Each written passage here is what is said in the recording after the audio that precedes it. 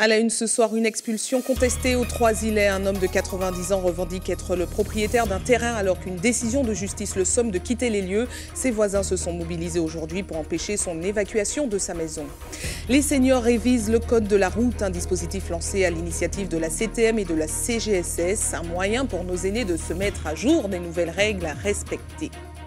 Les lycéens font quant à eux déjà leur premier pas au sein du campus, un moyen pour eux de prendre leur marque dans le monde des études supérieures, un dispositif mis en place par Sciences Po et l'Académie Martinique visant à promouvoir l'égalité des chances. Et puis enfin, Spart MC sort un nouvel album. L'artiste qui s'est illustré notamment au sein de ce groupe ABM en 93 présente son nouvel univers. Il est notre invité, il nous parlera de ses projets et de son programme pour les grandes vacances.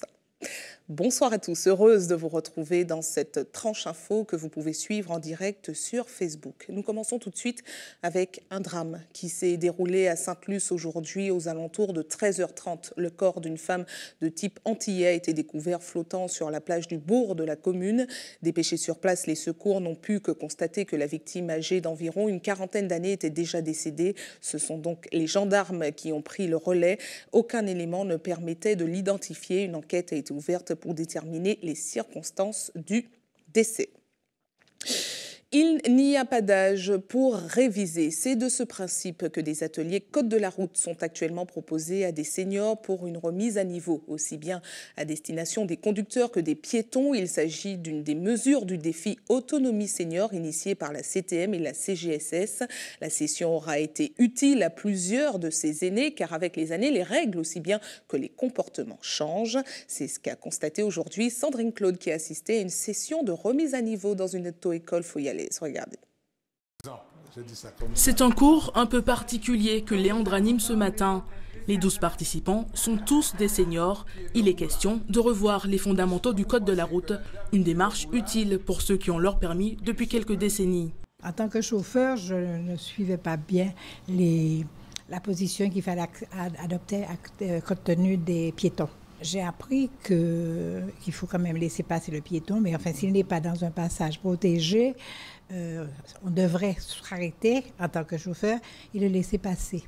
Il y a des questions que je me posais qui étaient en suspens et qu'on m'a répondu. Et parce que le code s'applique aussi aux piétons, comme c'est le cas de la plupart de ces seniors, quelques conseils avisés ne sont pas de trop. Et ne dites pas surtout, je vais traverser et qu'il était bas moins.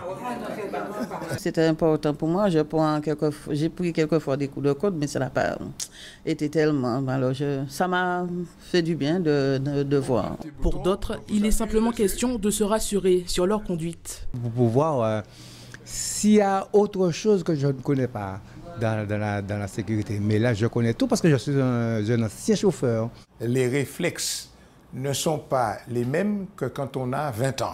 Perte des réflexes, baisse de la vue, autant de facteurs qui expliquent l'organisation de tels ateliers.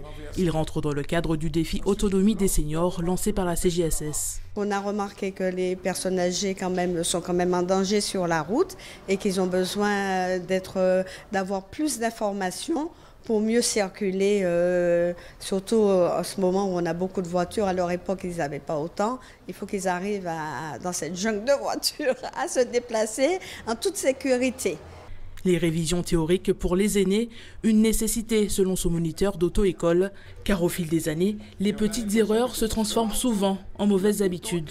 Étant donné qu'ils ont une mauvaise appréciation des distances, de la vitesse et des distances, on peut supposer qu'ils peuvent se tromper dans un endroit où il n'y a pas de passage piéton. Ils peuvent mal évaluer l'arrivée d'une voiture et puis se dire « manquer une à traverser » et puis en fin de compte, ils se font renverser. De nouveaux ateliers sont déjà prévus au mois de septembre. Selon une étude nationale, 95% des seniors ont déjà eu un comportement dangereux sur la route. Parlons maintenant d'une histoire qui fait grand bruit aux Trois-Îlets. Rodrigue Brigitte, 90 ans, est menacé d'être expulsé d'un terrain qu'il dit avoir hérité de son grand-père maternel. En cause, la personne en charge de la gestion du terrain à l'époque aurait fait depuis les années 90 une acquisition prescriptive trentenaire. Par décision de justice, Rodrigue Brigitte se voit donc sommé de quitter les lieux. Voyez les explications de Johan Poulard. Nous travaillons ensemble, ou du coup, on va changer. Thomas et Rodrigue se remémorent leur jeunesse passée ici, quartier Atalande. Cette maison est une part du chemin de vie de Rodrigue, âgé aujourd'hui de 90 ans. Ici, à mon lever, faire jardin, faire charbon, faire tout le bail. Moi, je vais faire un petit jour pas, moi, je vais un petit jour pas. Une maison dont il a bien failli être expulsé un peu plus tôt dans la matinée. Les forces de l'ordre se sont alors heurtées à la population. Nous n'avons pas accepté qu'ils viennent expulser une famille qui vit l'injustice. Nous avons fait bloc pour empêcher les huissiers, l'huissier et les autorités, les gendarmes d'accéder à la maison. Pour comprendre, il faut remonter à près d'un siècle. Le terrain est alors la propriété de M. Sorbet Charles, grand-père maternel de Rodrigue. Comme beaucoup d'anciens, il répartit les parcelles entre ses descendants en titre de propriété. Madame Ostan en est la gestionnaire. Sur la matrice, c'est bien marqué, comme vous voyez, c'est bien marqué Charles Sorbet, propriétaire. Et la dame, elle s'est mise en tant que gestionnaire. Vous voyez ? Alors, ce qui fait que mon père, il a toujours eu ce document-là et il a le plan cadastral.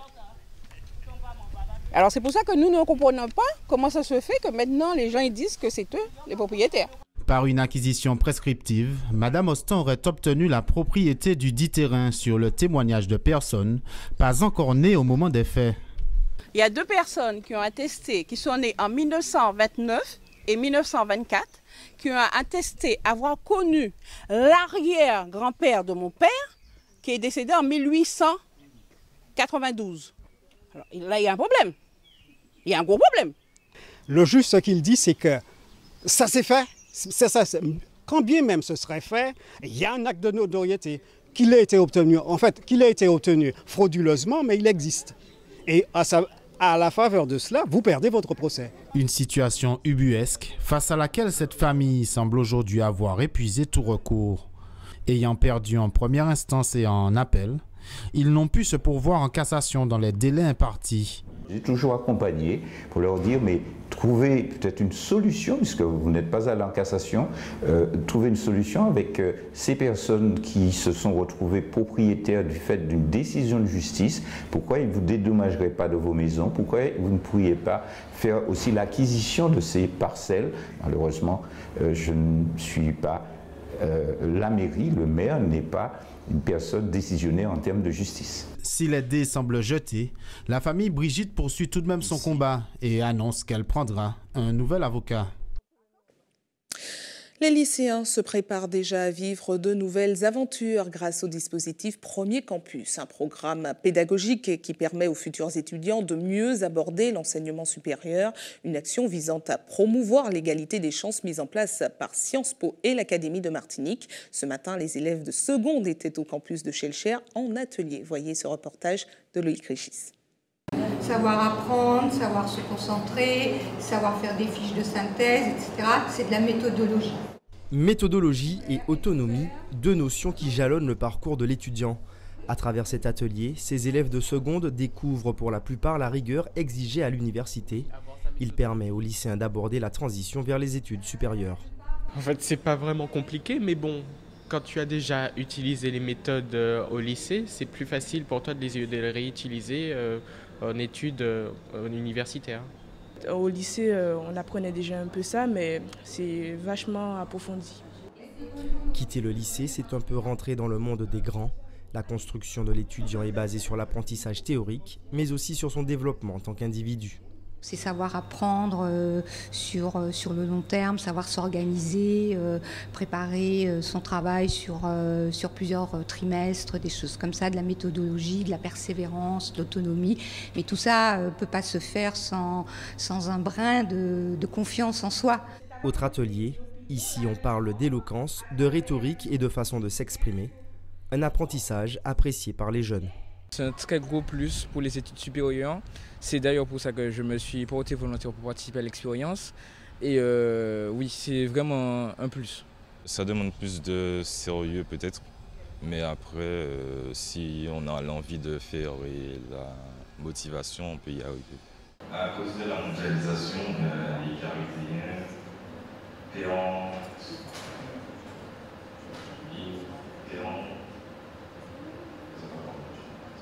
Dans l'application, on constate qu'il n'est pas toujours facile de prendre la parole en public. On leur parle de Cicéron qui propose quand même des paramètres clés pour organiser sa pensée et savoir finalement la mettre en valeur le mieux possible.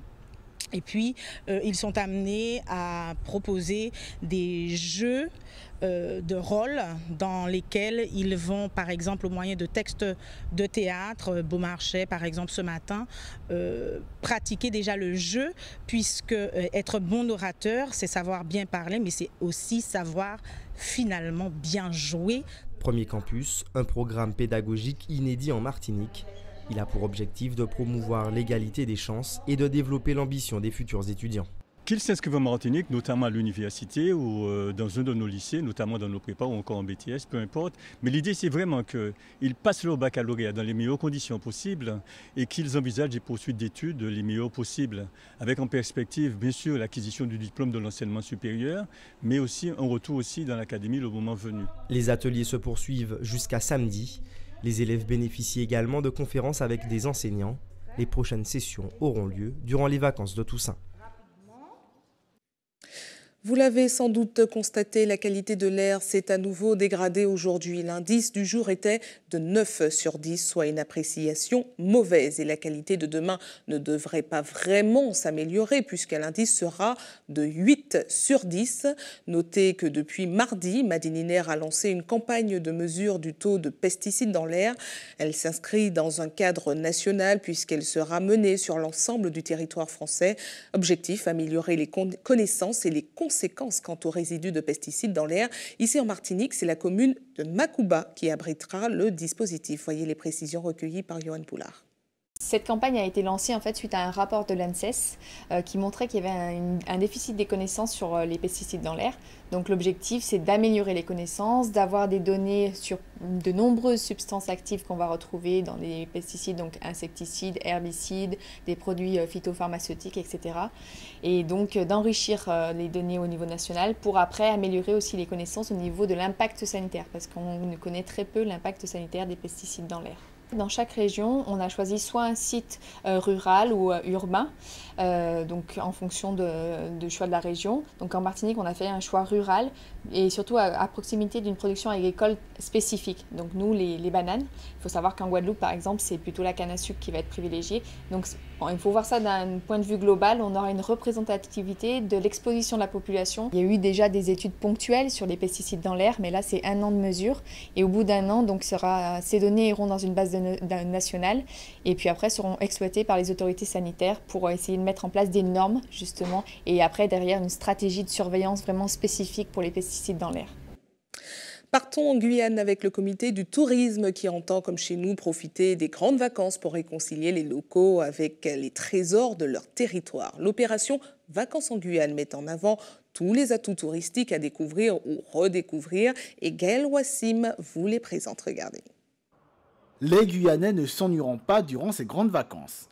Le comité de tourisme de la Guyane présentait ce matin son opération Vacances en Guyane. Une succession d'activités et d'animations arborant le territoire d'est en ouest, sans oublier le littoral et l'intérieur des terres. L'objectif aujourd'hui, c'est de permettre aux résidents guyanais la possibilité donc, de profiter pleinement donc, des offres locales, grâce à des partenaires qui ont bien voulu jouer le jeu et nous accompagner sur cette première opération Vacances en Guyane.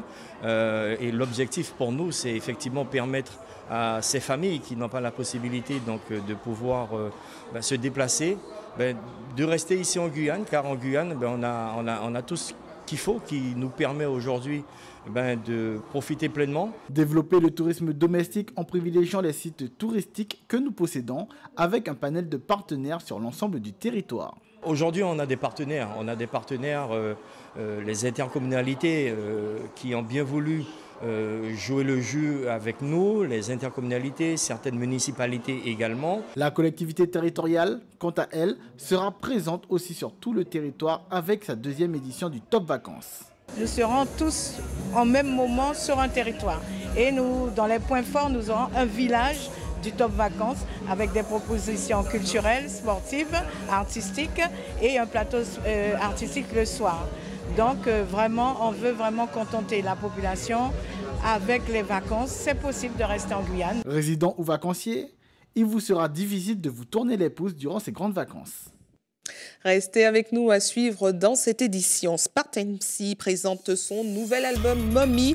25 ans après son succès d'ABM, il revient avec un univers plus élargi, vous le verrez. Et puis une idée évasion pendant ses grandes vacances avec la maison d'hôtes, le domaine du Mont Éole au Lorrain. Je vous le disais, il a fait partie de la génération qui a démocratisé le ragamuffin en Martinique en 1993 avec son groupe ABM. Il a fait danser, entre autres, sur son titre Crackla Café Oué Djabla. Depuis, il a bien travaillé et continué à évoluer dans l'univers de la musique. Spart MC est notre invité de ce mercredi soir. Bonsoir à vous. Bonsoir. Merci d'avoir accepté notre invitation. Alors, avant de parler de vos nouveaux projets, dites-nous déjà ce que vous avez fait depuis l'époque ABM. Ben, j'ai parcouru le monde, hein. J'ai représenté la Martinique un petit peu partout. Donc, je suis rentré au top 50 du Japon, par exemple.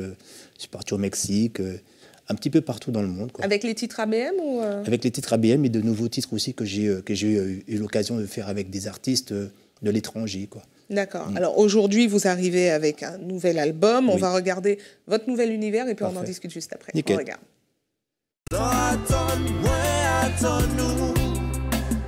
La s'espérer un jour nous voyons t'es là ou déjà tellement vivant tellement présent malgré ça nous pas douter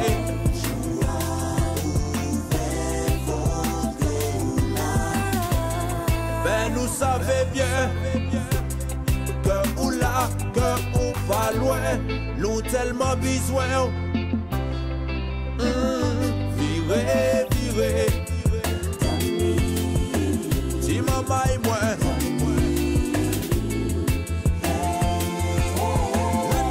Remix. Où t'es tellement tout près nous. On dit dans nous. Souple. Alors, on voit du zouk, une reprise de JM Harmony avec le titre Vini Vinilaire. Pourquoi ce choix déjà? C'est le thème, hein. C'est parler d'un enfant, la perte d'un enfant. C'est pas un thème qui est très repris par les artistes, hein. C'est une chanson qui m'a interpellé. Quand j'ai réécouté cette chanson de JM Harmony, je me suis dit, mais il parlait de quelque chose de très sérieux, quoi, un sujet très concret, et ça m'a parlé. Donc je l'ai remis au goût du jour 2018, quoi. Et qu'est-ce qui vous inspire au quotidien? Musicalement, c'est ça, c'est les faits de société. J'ai besoin de parler, j'ai besoin de chanter les choses qui se passent dans mon île, dans le monde, et c'est ça, être un artiste en fait. Et vous faites partie, on va dire, des anciens, en tout cas de la génération ragamuffin. C'est ça. Est-ce que c'est difficile ou facile d'évoluer et de durer en tant qu'artiste aujourd'hui? Bon, moi j'ai eu la chance de commencer avec un tube, Marco. Après, j'ai lancé le morceau Oh My Girl avec le groupe ABM, pareil. Donc, il faut dire que les portes sont plus faciles, se sont ouvertes plus rapidement pour moi, contrairement à peut-être certains, quoi, où c'était un peu plus difficile pour eux.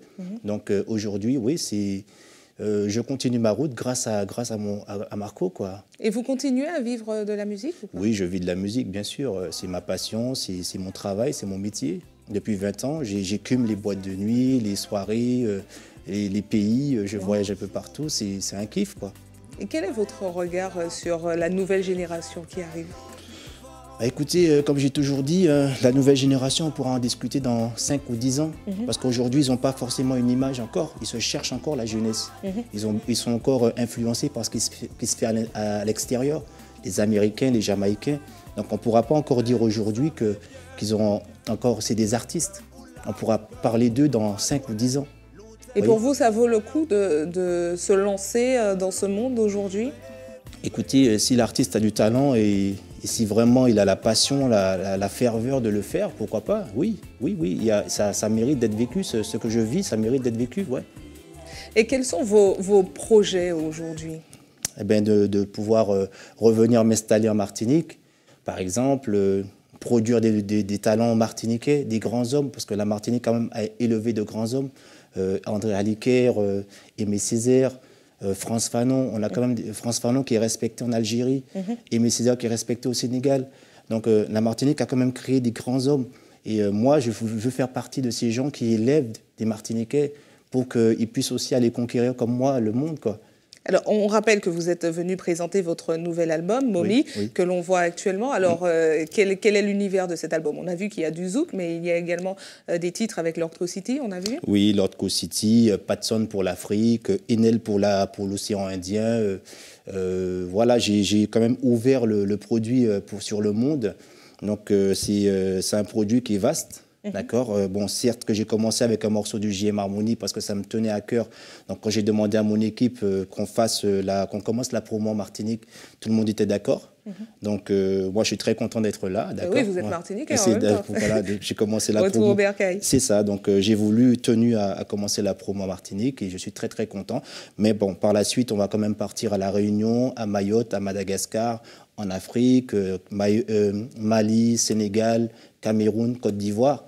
Donc, on a quand même un gros planning, quoi. Et on précise que le titre avec Lord Co City, c'est pas du zouk, hein, par contre. Non, c'est un morceau Dance Floor qui est rentré 34e au top 50 du Japon, je précise bien, et au Brésil. Très bien. Voilà. Alors, maintenant, on va parler de vos projets pour ces grandes vacances. Où est-ce qu'on pourra vous retrouver? En Martinique, en tout cas. Oui, bien sûr. Donc, on va me retrouver sur la Martinique. Donc, bien sûr, j'ai le planning sous les yeux. Je prends mon petit truc, voilà. Ah, c'est un planning chargé, si vous avez besoin de regarder. Oui, c'est ça. Alors, donc, le 7 juillet, je serai... alors, le début du tournage du clip, donc le 7 juillet sur 3 jours. D'accord. Après le plateau du tour cycliste, pendant tout le tour cycliste, donc je serai présent là-bas. Le 8 juillet, la fête patronale de Rivière-Pilote. D'accord. Et puis bon, les prochaines dates seront le 13 juillet, j'ai une séance de dédicace à la librairie antillaise, à la Galeria à Hyper U.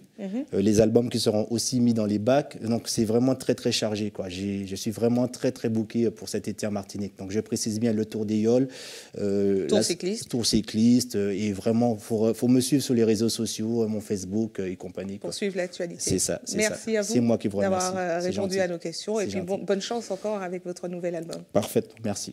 Allez, à TV, toujours dans la proximité, nous passons tout de suite à notre JT des communes.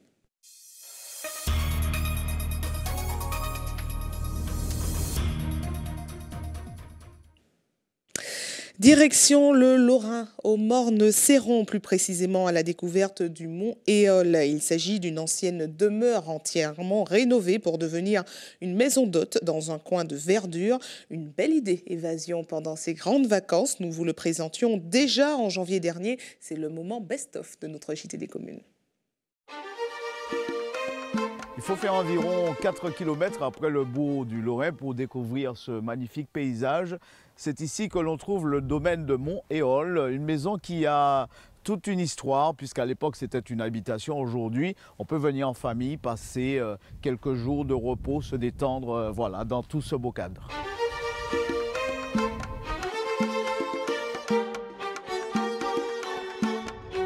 Le domaine de Mont-Éole, en référence à Éole, le maître des vents dans la mythologie grecque. Un nom qui dit tout sur l'emplacement exceptionnel de cette maison d'habitation conçue pour de belles réceptions. La propriété appartenait autrefois à un certain Omer Linval, exploitant agricole au Lorrain. Aujourd'hui, ses enfants ont pris la relève. Avant, c'était une exploitation agricole qui était menée par mon père et qui faisait de l'élevage, qui faisait de la canne, de la banane, de l'ananas. Et il a ensuite vendu sa propriété et il faisait après des agrumes. Aujourd'hui, les enfants Linval ont investi dans un somptueux projet touristique sur la région Nord-Martinique. Une superbe maison conçue pour accueillir jusqu'à 14 personnes en séjour ou encore pour des réceptions et dans des chambres de style colonial et moderne à la fois. Cette maison a un vécu assez exceptionnel où en fait mon grand-père y vivait. Donc durant les années 30, il y était. Il a vécu avec sa famille, ses enfants. Et c'était une maison de passage. Mon grand-père aimait faire la fête, aimait recevoir. Et donc on a toujours passé du bon temps ici.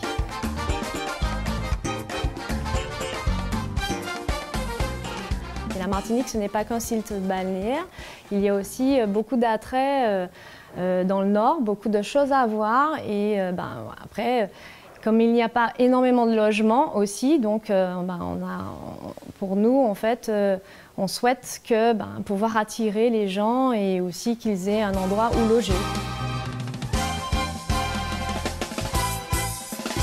Voilà, mais on pense que vous avez de quoi programmer dès à présent voyage, une petite virée dans le nord de la Martinique, sur le Lorrain ici, tout en haut, tout au sommet du mont Éole, et visiter cette magnifique demeure.